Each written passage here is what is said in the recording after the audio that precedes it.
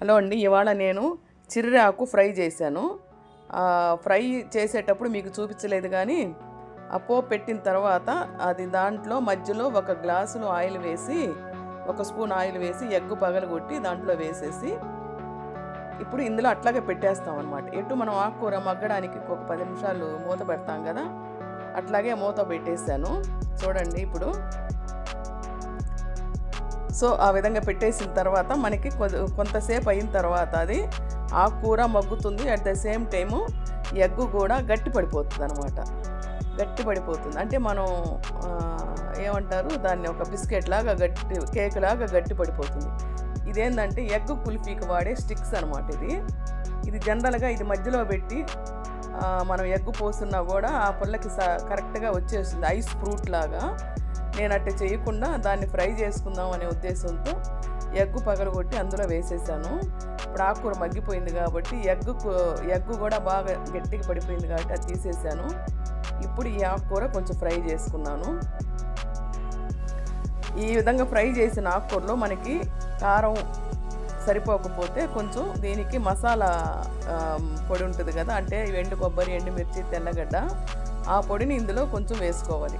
ఇది ఆల్రెడీ పోపు పెట్టేటప్పుడే ఆయిల్ వేసి పోపులో మనం ఆవాలు, జీలకర్ర, మినపప్పు, ఒక ఎండుమిర్చి, తెల్లగడ్డ వేసి మనం జనరల్గా ఆకుకూర ఫ్రై చేస్తాం కదా, అది చేసిన తర్వాత నేను గ్లాసులో ఎగ్ పగలగొట్టి పెట్టాను. సో అది ఉడికిపోయింది, ఇది ఆకుకూర కూడా మగ్గిపోయింది. ఇప్పుడు మనకి ఒక్క ఎండుమిర్చితో కారం సరిపోదు కాబట్టి ఈ తాళింపు పొడి కొంచెం చల్లుకోవచ్చు, చాలా బాగుంటుంది, చాలా టేస్ట్గా ఉంటుంది. ఆకుకూర ప్రతిరోజు తినాలనుకున్న వాళ్ళకి ఆకుకూర పప్పు బోరు కొడుతుంది కదా, ఈ విధంగా తాళింపులాగా చేసుకుంటే మనకి బాగుంటుంది అనమాట. ఇది చూడండి, ఇప్పుడు ఎగ్ ఉడికిపోయింది కదా, దాని చుట్టుపక్కల దాన్ని కొంచెం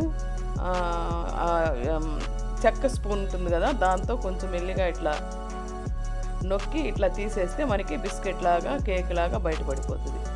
మామూలుగా మనం దీని మధ్యలో కనుక ఎగ్ కుల్ఫీ స్టిక్ పెట్టి మూత పెట్టినా కూడా మనకి ఐస్ ఫ్రూట్ ఉంటుంది కదా, ఆ విధంగా వస్తుంది. అట్లా వద్దనుకున్నప్పుడు మనం ఈ విధంగా చేసుకొని తినొచ్చు అనమాట. ఇది బాయిల్డ్ ఎగ్ కంటే టేస్ట్గా ఉంటుంది, ఎందుకంటే ఈ ఎల్లో వైట్ కొంచెం ఒక రకంగా కలుస్తాయి ఒక రవ్వ. సో అందువల్ల ఇది బాగుంటుంది. ఇది ఉప్పు, మిరియాల పొడి వేసి ఫ్రై చేసుకోవచ్చు, లేదంటే ఇంకేదో రకంగా ఫ్రై చేసుకోవచ్చు. నేను మాత్రం ఏం వేయలేదు, అట్లాగే బాయిల్ చేసేసాను అనమాట ఎగ్ని. చూసారు కదా, మామూలుగా ఎగ్ కుల్ఫీ బండిలో కూడా ఇట్లాగే అమ్ముతారు.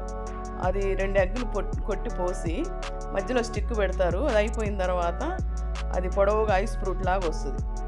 ఆ ఐస్ ఫ్రూట్ పైన వాళ్ళు కొంత మసాలా అవి ఇవి యాడ్ చేసి మనకి ఇస్తారనమాట. ఆ టైప్లో చేశాను. ఈ నచ్చితే